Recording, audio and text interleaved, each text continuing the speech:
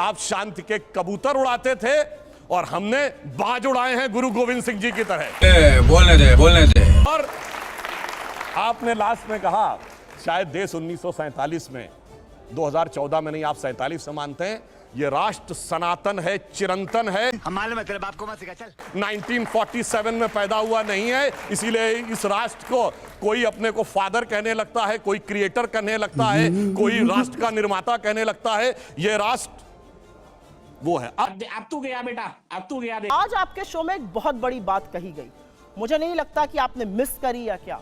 यहां पर इस देश के एक सांसद ने, जिन्होंने संविधान की शपथ ली है, इन्होंने 1947 की आजादी को ही नगण्य कर दिया और गांधी पर ही सवाल उठा दिया कि कोई अपने आप को राष्ट्रपिता कहता है।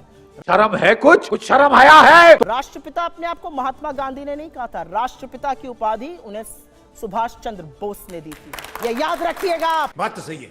और गांधी पर सवाल उठाने वाले आरएसएस के लोग ये भी याद रखिएगा कि जब विश्व में जाते हैं ना, तो नतमस्तक गांधी के आगे ही होना पड़ता है। ये बड़ी अच्छी बात कही आप।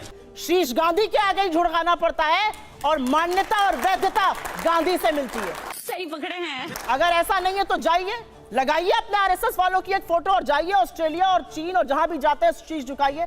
75 नहीं है कोई।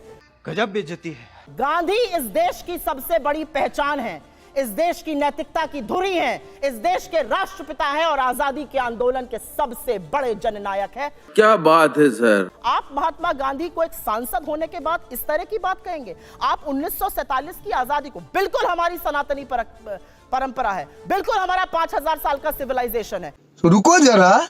लेकिन यह भी सच है कि 200 साल ब्रिटिश हुकूमत के बाद हमें आजादी 1947 में मिली थी और जो भी उसको नगण्य करता है उसको कोई हक नहीं है पार्लियामेंट में रहने का। आपको माफी मांगनी चाहिए इन लोगों से सबसे पहले। ये तो लेने के देने पड़ गए।